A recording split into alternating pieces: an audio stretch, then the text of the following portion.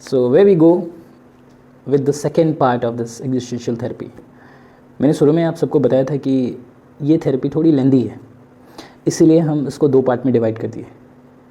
Second part है, उसमें हम अब बात करेंगे थेरेपेटिक प्रोसेस के बारे में कि एग्जैक्टली किसी भी थेरेपी की प्रोसेसिंग कैसे होती है, उसके अंतर्गत कौन कौन सी बातें आती हैं, किन बातों का साइकोलॉजिस्ट को ध्यान रखना चाहिए जो थेरेपिस्ट है। हर थेरेपी के जैसे कि गोल्स होते हैं, इस थेरेपी के भी कुछ गोल्स हैं। वो कौन कौन से हैं? जैसे होता ना कि सबसे पहली बात होती है कि ये जो एग्जिस्टेंशियल थेरेपी या कोई भी थेरेपी है, सबसे पहले वो इनिशिएट करती है किस बात से, ताकि क्लाइंट उन पहलुओं को रिकॉग्नाइज करे जहाँ पे वो अपने लाइफ को पूरे ऑथेंटिक वे में नहीं जी पा रहा है। मतलब कौन कौन से ऐसे पहलू है जिसकी वजह से अपने लाइफ को ऑथेंटिक वे मीन्स क्या होता है कि क्या होना चाहिए और एग्जैक्टली वो कर क्या रहा है। मतलब एग्जैक्टली क्या होना चाहिए जो वो एग्जैक्ट वाली चीज़ ना करके वो कुछ और कर रहा है, राइट। जैसे एक स्टूडेंट है, उसका मेन काम क्या है, पढ़ाई करना है। अगर जो पढ़ाई नहीं करके कुछ और कर रहा है, it means he is not authentic towards his, जो बेसिकली जब वो स्टूडेंट लाइफ में है तो उसकी पहली प्रायोरिटी तो उसकी पढ़ाई होनी चाहिए। तो सिनेमा देख रहा है, घूम रहा है, बाकी सारे काम कर रहा है, बट पढ़ाई नहीं कर रहा है, तो this is not the authentic way to live, right. तो इसमें पहला गोल था कि ऑथेंटिसिटी, जो अनऑथेंटिसिटी है उसको कम करना और ऑथेंटिसिटी की तरफ उसको एक्सप्लोर करने में हेल्प करना। दूसरी बात है कि उसके बाद जो तीसरा गोल था, ऐसे बहुत सारे गोल्स थे, उसको हम नंबरिंग में नहीं बल्कि सीधे सीधे बात करेंगे। उसके बाद जो गोल था, not to escape from the freedom. आपको जो फ्रीडम मिली है या क्लाइंट को जो फ्रीडम मिली है उससे उसको भागना नहीं है, बल्कि उस फ्रीडम का पूरी तरीके से फ़ायदा उठाना है। और इसमें क्लाइंट को थेरेपिस्ट इनकरेज करता है कि अपने एंग्जाइटी वाले सिचुएशन को वो फेस करे और एंगेज रहे, एक खुद को एंगेज रखे, एक्शन ओरिएंटेड रहे और अपने एग्जिस्टेंस को वर्थ साबित करे, उसका मतलब वर्थ एग्जिस्टेंस को प्रूव करे, राइट। बुगेंटल करके थे, उन्होंने 1990 में 3 बातें बताई थी, 3 टास्क था बेसिकली एग्जिस्टेंशियल थेरेपी का। पहला कि क्लाइंट को असिस्ट करना ताकि वो जान सके कि किस तरह से वो थेरेपी में पूरी तरीके से नहीं प्रेजेंट होने की वजह से कौन कौन सी प्रॉब्लम आ सकती है उसको। दूसरा, उसको सपोर्ट करना टू फेस एंग्जाइटी। तीसरी चीज़ उन्होंने बताई थी to help client to redefine, वो अपने आप को और बेहतर तरीके से रीडिफाइन कर सके ताकि जो लाइफ की जेन्युइननेस है उसके कांटेक्ट में वो आ सके। कौन? Client, right. उसके बाद आता है थेरेपिस्ट फंक्शन एंड रोल। एक थेरेपिस्ट का क्या क्या फंक्शन होता है, किस तरह से उसके क्या काम है, क्या रोल है उसका थेरेपी में। तो सबसे बड़ा काम क्या होता है कि क्लाइंट के सब्जेक्टिव वर्ल्ड को समझना। एक होता है ना ऑब्जेक्टिव, जो हम देखते हैं चीज़ों को, सब्जेक्टिव जो हम खुद फील करते हैं। तो यहाँ पे क्लाइंट क्या फील करता है उस चीज़ को थेरेपिस्ट को समझना, उसके सब्जेक्टिव वर्ल्ड को समझना, राइट। और क्लाइंट को हेल्प करना नए अंडरस्टैंडिंग को ऑप्ट करने में, राइट। उसके अलावा वो हेल्प करता है क्लाइंट अपने रिस्पॉन्सिबिलिटी को समझे, मतलब उसके रिस्पॉन्सिबिलिटी को समझने में हेल्प करता है कौन? थेरेपिस्ट। उसके बाद जो एक कॉन्सेप्ट है इसी में, रिस्ट्रिक्टेड एग्जिस्टेंस, राइट। कई बार ऐसा होता है ना कि क्या है रिस्ट्रिक्टेड एग्जिस्टेंस, कि कई बार हमारी कैपेसिटी लो होती है और हम गोल बड़ा कर बना लेते हैं, तो दोनों के बीच में जब एक कॉन्ट्राडिक्शन आता है तो वहाँ पे एक फ्रिक्शन आने लगता है, वो भी हमारे लिए थोड़ा मुश्किल क्रिएट करता है, राइट। तो वहाँ पे क्या करता है कि उसके जो गोल्स हैं और उसका जो सेल्फ कैपेसिटी है, उन दोनों के बीच में एक समन्वय को स्थापित करता है, स्टैब्लिश करता है। जहाँ पे अगर जो अपने गोल को फुलफिल नहीं कर पाता है, वहाँ पे वो ट्रैप हो जाता है, हेल्पलेसनेस फील करने लगता है, स्टक हो जाता है, राइट। और क्लाइंट क्या करता है, उसको निरंतर, क्लाइंट को जो थेरेपिस्ट है वो निरंतर एक, कह लीजिए कि एक आईना दिखाते रहता है। आईना कभी कहते हैं ना, झूठ नहीं बोलता है, तो उसको आईना दिखाता है और उस आईना से उसको कन्फ्रंट कराते रहता है कि look, these are the certain things जिन पे तुम्हें इम्प्रूव करने की ज़रूरत है। जैसे कि आपको पता है कि जो हमारा एग्जिस्टेंशियल थेरेपी है, उसका पहला गोल ही है कि ह्यूमन के लाइफ को ज़्यादा से ज़्यादा ऑथेंटिक वे में लेके जाना, उसको एक्सप्लोर करना, राइट, ताकि वो अपने चॉइसेस को और ज़्यादा अच्छे तरीके से चॉइसेस को लेकर के लाइफ का एक मीनिंग फॉर्म कर सके, एक्सप्लोर कर सके, राइट। सो उसके अलावा क्या था, इसमें कहते हैं कि there is no right way to do the therapy.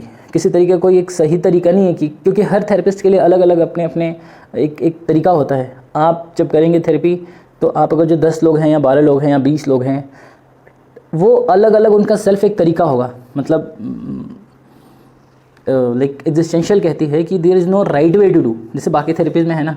तो ये एक फ़िलोसफिकल व्यू है। तो आप इसमें आप कितना ऑथेंटिक वे में उसको अटेंड करते हैं और क्लाइंट को हेल्प करते हैं, उसको अडेप्ट करके आप अपने क्लाइंट के लाइफ में ज़्यादा से ज़्यादा उजाला ला सकते हैं या उसको आप एक्सप्लोर करा सकते हैं, राइट। और क्लाइंट कैसा एक्सपीरियंस करता है इस थेरेपी में, इसके बारे में हम थोड़ा बात करते हैं। एग्जिस्टेंशियल थेरेपी इनकरेज करती है to take serious about the subjective experience. जो भी उसका सब्जेक्टिव एक्सपीरियंस है उसको वो अडेप्ट करे, उसको ऑप्ट करे, राइट। अपने वो सब्जेक्टिव एक्सपीरियंस का जो दुनिया है उसको समझे, और उसके अलावा बल्कि वो सेल्फ अवेयरनेस नहीं बल्कि एक प्रॉपर एक्शन ले, राइट। लाइक मतलब ये था कहने का कि थेरेपिस्ट का जो मेन रोल होता है वो सिर्फ यही नहीं कि उस क्लाइंट को अवेयर कराए, बल्कि अवेयरनेस और जो साइट डेवलप हुई है उसके बेसिस पे उसको इनकरेज करे कि उस चीज़ को एक्शन में लेके आए, राइट। और इस बात को भी इनकरेज करता है कि अपनी लाइफ को किस तरह से वो डिफरेंट होकर जी सकता है इस दुनिया में, अलग तरीके से जी सकता है, अलग ढंग से जी सकता है। ये था क्लाइंट्स एक्सपीरियंस इन थेरेपी। उसके बाद जो पहलू आता है इसी में कंटिन्यूएशन में, वो है कि जैसे कहते हैं ना कि जब हम थेरेपी स्टार्ट करते हैं तो इतना तो आसान होता नहीं है कोई चीज़, क्योंकि जब एक थेरेपिस्ट किसी के लाइफ के अनुभव में घुसता है, उसके एक्सपीरियंसेस में जाता है, तो दोनों तरह के एक्सपीरियंसेस होते हैं, अच्छे भी होते हैं, बुरा भी होता है, जो क्लाइंट शेयर करता है थेरेपिस्ट के साथ। क्योंकि और उसमें अच्छे में क्या होता है, जैसे जॉय होता है, एक्साइटमेंट होती है, उसके साथ में डिप्रेसिंग थॉट्स भी होते हैं, राइट। तो उसी में से वो चीज़ों को लेकर के वो एंग्जाइटी, उसको वो इनकरेज करता है क्लाइंट को कि वो एंग्जाइटी में ना फंस करके, फियर में ना फंस करके वो नए दरवाज़ों को ओपन करे, जहाँ पे उसको लाइफ करने एक नए तरीके से जहाँ अनुभव कर सकेगा अपनी ज़िंदगी को, और उस अनुभव के बेस पे खुद को एक्सप्लोर कर सकेगा। उसका फ्यूचर कैसा होगा वो डिसाइड करेगा, उसका प्रेजेंट उसका फ्यूचर डिसाइड करेगा, राइट। और वहाँ पे क्लाइंट को अल्टरनेटिव ऑप्शंस को दिखाते हुए उसको ओरिएंट करता है लाइफ की तरह, जहाँ पे उसको हेल्प करता है to face life with courage, with hope और विलिंगनेस के साथ, और वहाँ पे लाइफ का मीनिंग फाइंड आउट कर सके। हमारा पहला और आखिरी गोल यही होता है कि अगर जो आपकी ज़िंदगी है तो उस ज़िंदगी में क्या आपके मीनिंग्स हैं, राइट। क्योंकि जब तक हम मीनिंग नहीं फॉर्म करते तब तक हमें सेटिस्फेक्शन नहीं मिलता है। उसके बाद है relationship between therapist and client. सबसे बड़ा इसमें मुद्दा होता है कि थेरेपिस्ट किस तरह से अपने क्लाइंट के साथ रिलेशनशिप को बिल्डअप करता है। इसमें सबसे ज़रूरी है, जहाँ कहते हैं ना थेरेपेटिक अलाइंस अगर जो अच्छा नहीं होगा तो रैपिड स्टैब्लिश ही नहीं होगा। तो सबसे बड़ी बात होती है कि भाई दोनों का रिलेशनशिप किस तरीके से है। तो पहला जो थेरेपिस्ट का जो रोल होता है वहाँ पे क्लाइंट के साथ कितने प्रॉपर वे में रिलेशनशिप को बिल्डअप करता है। जितने अच्छे से बिल्ड करेगा उतनी अच्छी थेरेपी की ब्रिजिंग हो पाएगी, राइट। उसके अलावा उसके सब्जेक्टिव वर्ल्ड को समझना, जैसे कि मैंने बताया था, और जहाँ क्लाइंट अपने रिस्पॉन्सिबिलिटी से भागता है या अवॉइड करता है वहाँ पे उसके एक्सेप्ट कराना रिस्पॉन्सिबिलिटी को। और कई बार होता है ना कि लोग अपने आउटर चीज़ों को ब्लेम करते हैं, होता ना कि मेरे ये इसलिए हुआ क्योंकि फलाना आदमी ने इस तरह से मेरे साथ बुरा किया, या सिचुएशन वैसा नहीं था, या होता ना कि आउटर चीज़ों को ब्लेम करता है। तो वहाँ पे उसका काम होता है कि उस ब्लेम से उसको निकाल करके जो गलतियाँ कर रहा है उस पर उसको फोकस कराते हुए, समझाते हुए उसको इम्प्रूव करा करके लाइफ को, मतलब how he can contribute better to in his life, right, in his or her life. उसके बाद आती है बात रिलेशनशिप विद द क्लाइंट हो गया। उसके बाद जो मेन आती है एप्लीकेशन की बात करते हैं। ठीक है, एप्लीकेशन में थेरेपेटिक टेक्निक्स और प्रोसीजर पे बात करेंगे हम। एक इससे पहले थोड़ा मैं और बता दूं, जो और मेन बातें जो होती है इसमें रिलेशनशिप में, वहाँ पे एक पॉइंट स्किप हो गया था। मतलब लाइफ में थेरेपेटिक अलाइंस बिल्डअप होता है और वहाँ पे वो सपोर्ट करता है क्लाइंट को, थेरेपिस्ट सपोर्ट करता है, और किस तरह से अपने लाइफ को टेक्निकली नहीं बल्कि एक ह्यूमन की तरह अपने कंपेनियनशिप और एक दो कंपेनियनशिप में आते हुए। अब हम बात करते हैं एप्लीकेशन के बारे में। किसी भी थेरेपी की एक अपना एप्लीकेशन अप्रोच होता है, जिसमें उसमें कौन से थेरेपेटिक टेक्निक्स होती हैं और उसके प्रोसीजर्स क्या होते हैं, राइट। सबसे पहली बात ये थी कि ये थेरेपी नॉन टेक्निकल थी, राइट। इसमें कोई सी तरह का टेक्निक्स का इस्तेमाल नहीं होता था। उसके अलावा ये अंडरस्टैंडिंग बेस्ड थी, क्लाइंट के वर्ल्ड को, सब्जेक्टिव वर्ल्ड को समझना, और जितने अच्छे से हम समझेंगे उतने अच्छे से हम उसको समझा भी पाएंगे, क्लियर कर पाएंगे चीज़ों को। और एक फ़िलोसफिकल व्यू था बेसिकली, इसमें कोई टेक्निकलिटी नहीं था। इसका जो बेसिक्स था वो एक फ़िलोसफिकल व्यू था जो ह्यूमन के एसेंस पे बात करता था, राइट। और एक फ़िलोसफिकल कंपेनियनशिप की इसमें बात की है। इसमें किसी तरीके की साइकोलॉजिकल टेक्निक्स की नहीं बात की है, रिपेयर की बात नहीं करी है। इसमें क्या बात की है, इसमें बात की है कि भाई आप ह्यूमन हैं, और ह्यूमन के लाइफ में बेसिकली अगर जो सब्जेक्टिव रियलिटी की बात करें तो 3 बातों पे फोकस की गई है थेरेपी। सब्जेक्टिव रियलिटी में diagnosis, description and understanding and exploration. किसी भी सब्जेक्टिव रियलिटी को हम डिस्क्राइब कैसे करते हैं, फिर उसको कैसे समझते हैं, how is describing, how is understanding and how we help to explore those things.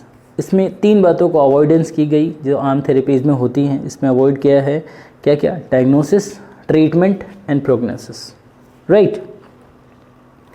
और इसका मेन व्यू क्या था, लाइफ और लिविंग पर, और लाइफ और लिविंग की चीज़ों को ज़्यादा से ज़्यादा क्लियर करना, ताकि इस लाइफ के मीनिंग को और बेहतर तरीके से क्लाइंट फाइंड आउट कर सके, राइट।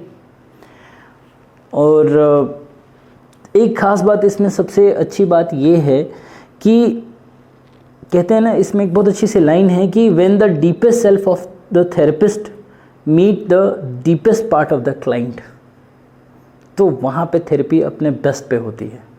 मतलब जो डीपेस्ट सेल्फ है थेरेपिस्ट का, जब वो डीपेस्ट पार्ट को समझता है, मिलता है, जब दोनों का डीप, उसका वो प्रॉब्लम और इसकी एक समझ, तो वहाँ पे counselling process is at its best, right. और यहाँ पे क्या करते हैं, therapy is a creative evolving process and discovery can be conceptualise in 3 general phases. मतलब कि ये है कि एक क्रिएटिव है, एक इवॉल्विंग प्रोसेस है जो कि 3 फेज़ में चलती है, right. Initial phase, middle phase and the last one is final phase. तो इनिशियल फेज़ में क्या करते हैं किसी भी चीज़, उसके बाद आता है फेजेस ऑफ एग्जिस्टेंशियल काउंसलिंग। तो 3 फेज़ में है, initial phase, middle phase and final phase. Her therapy के 3 फेजेस होते हैं, इस थेरेपी की भी 3 फेज़ हैं।